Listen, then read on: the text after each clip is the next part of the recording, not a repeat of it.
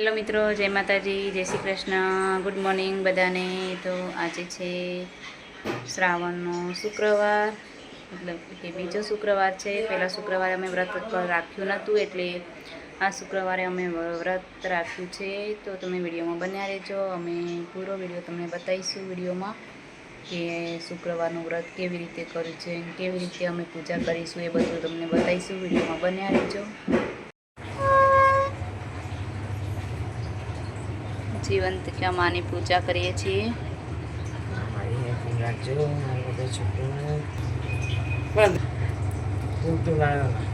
लाल फूल को सफेद फूल फूल फूल कहूँ એટલે તમે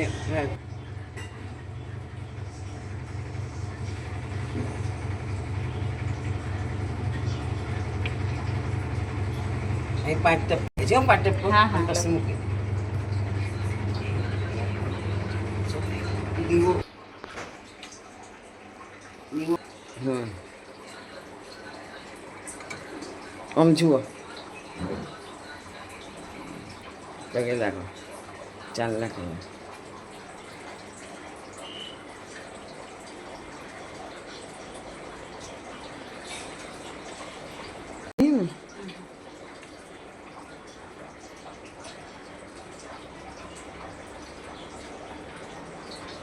મમ્મીએ પૂજા કરી લીધી અને મેં પણ પૂજા કરી લીધી છે। તો અમે હવે થોડી જ વારમાં વાર્તા કરીશું જીવંતિકા માની। તો ચાલુ કરી દીધી છે જીવંતિકા માની વાર્તા। તો વિડીયોમાં બન્યા રહેજો અને વિડીયો પૂરો જોજો। હું આ વાર્તા વાંચું છું। શ્રાવણ માસના પહેલા શુક્રવારે આ વ્રતનો પ્રારંભ કરો। વ્રત કરનારે સવારે વહેલા ઉઠી સ્નાન કરી 5 દિવેટનું દીવો પહેરવા નહીં, પાટલા ઉપર દીવો મૂકી પુષ્પ ચોખા કંકુથી જીવંતિકાને પૂજન કરવું અને વાર્તા સાંભળવી। ઘણા વર્ષો પહેલાંની વાત છે। વીરપુર નામે એક નગરમાં સુશીત કુમાર નામે એક રાજા રાજ્ય કરતો હતો। તેને સુલોચના નામની એક પત્ની હતી। પતિ પત્ની ધાર્મિક વૃત્તિના હતા। પરમ ધ્યાન કરવામાં તેઓ આખો દિવસ પસાર કરતા હતા।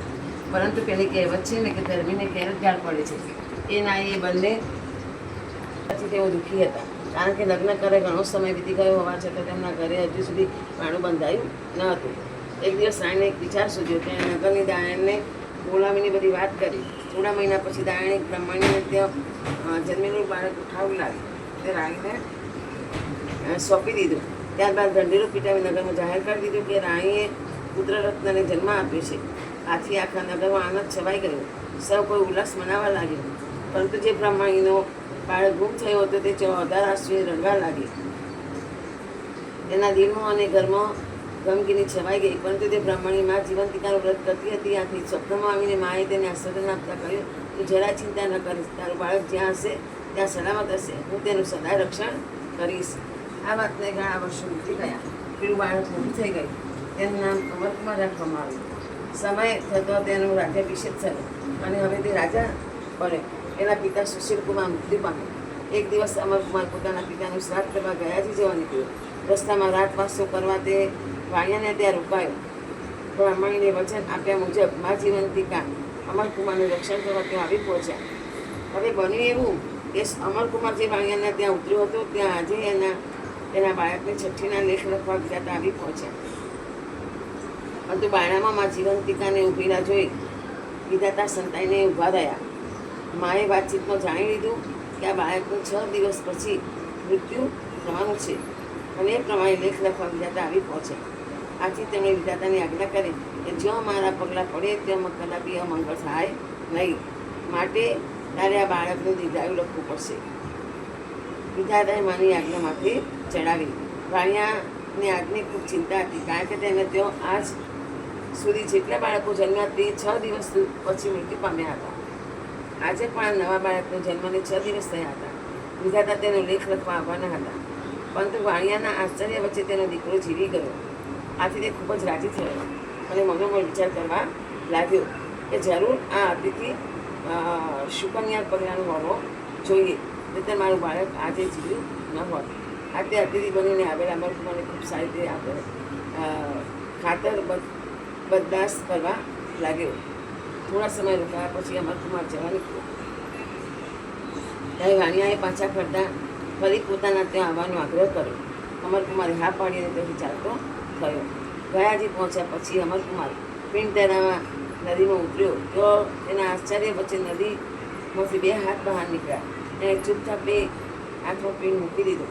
ત્યારબાદ તે ફરતો ફરતો ફરી પાછો એ વાણિયાના ઘરે આવી પહોંચ્યો. એ દિવસે વાણિયાના ઘરે બીજા બાળકનો જન્મ થયો હતો. આજે 6ઠ્ઠો દિવસ હતો. વાણિયો અમરકુમારને પોતાને ઘેર આવી પહોંચેલો જોઈ ખૂબ રાજી થયો. દીધાતા એ જ રાત્રે ફરી પાછા બાળકને લેખ લખવા આવી પહોંચ્યા. તેમને જોઈ મા જીવંતિકાએ રોક્યા અને ફરી પાછી બાળકનું લીધાયું લખવા જણાવ્યું. દીધાએ તેમને કહ્યું તો માન્યું, પણ જતાં જતાં તેઓ મા જીવંતિકાને પૂછ્યા વિના ન રહી શક્યા કે માં, તમે આ વાણિયાના ઘરે કેમ આવ્યા છો? આ વાતચીત દરમિયાન અમરકુમાર જાગી ગયો હતો. તેણે મા જીવંતિકાને બોલતા સાંભળ્યા કે વિધાતા આ રાજકુમારની માતા મારું વ્રત કરે છે. લાલની શેરો છૂટી અને અમરકુમારના મોં પર પડી. આ જોઈ સૌ આશ્ચર્યમાં પડી ગયા અને અંદર અંદર વાતો કરવા લાગ્યા. અમરકુમાર માને ભેટું પડ્યું. બ્રાહ્મણી આશ્ચર્ય પામી અમરકુમારને પૂછ્યું, બેટા, તે મને કેવી રીતે ઓળખી કાઢી? તેના જવાબમાં અમરકુમારે મા જીવંતિકાએ કહેલી વાત કહી સંભળાવી. તથા ગયાજી નદીમાં હાથના થયેલા દર્શને પણ વાત કરી. એ પછી બ્રાહ્મણીને અમરકુમારે મહેલમાં જ રાખી. બસ ત્યારથી જ નગરની સ્ત્રીઓ પોતાના બાળકોની રક્ષા માટે મા જીવંતિકાનું વ્રત શરૂ કર્યું. એમાંની એક સ્ત્રીએ બ્રાહ્મણીને પૂછ્યું, આ વ્રત શી રીતે થાય? તેના જવાબમાં બ્રાહ્મણીએ કહ્યું, બહેન, શ્રાવણ માસના શુક્રવારે વ્રત કરો. એ દિવસે માતાજી સમિત ધૂપ દીપ કરવા, તેમની પૂજા કરવી અને બાળકોના રક્ષણ માટે પ્રાર્થના કરવી. નૈવેદ્યમાં શાકાનું પંચાંગ ધરાવો તથા એકટાણું કરવું. એ દિવસે જૂઠું ન બોલવું, કોઈની નિંદા ન કરવી અને પીળા વસ્ત્રો ન પહેરવા, પીળા અલંકારો ન પહેરવા, પીળા માંડવા નીચે બેસવું નહીં કે ચોખાના પાણીને વળવું નહીં, લાલ વસ્ત્ર પહેરવા. આ વ્રત 9 વર્ષ સુધી કરવું. આ વ્રત ઉજવતી વખતે એક સૌભાગ્યવતી સ્ત્રી, એક કુમારિકા અને એક બાળકને બોલાવી એમની પૂજા કરી અને જમાડી. આથી બાળકો પર માની અમી દ્રષ્ટિ રહે છે અને દીર્ઘાયુ બને છે. બોલો જયંતિકા માત કી વાર્તા પૂરી થઈ જય. ગઈ. હવે આરતી કરીશું. તો આરતી ચાલુ કરી દીધી છે અમે, અને આરતી પૂરી થશે એટલે થાળ ચાલુ કરીશું. જયંતિકા માં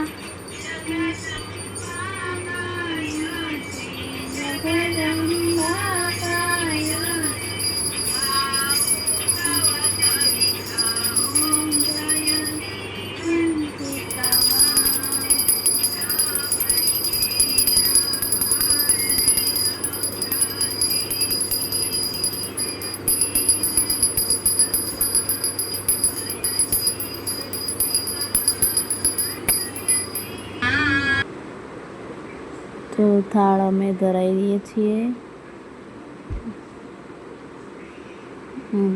થાળ હવે ધરાવી દીધો છે. અમે થાળ ધરાવીને અમે હવે ભગવાન માતાજીને જમાડી અને અમે પણ જમી લઈશું. તો વિડીયોમાં બન્યા રહેજો, વિડીયો પૂરો જોજો, ગમે તો લાઈક શેર કરજો. તો ફરી મળીશું નવા વિડીયો સાથે. જય માતાજી, જય શ્રી કૃષ્ણ.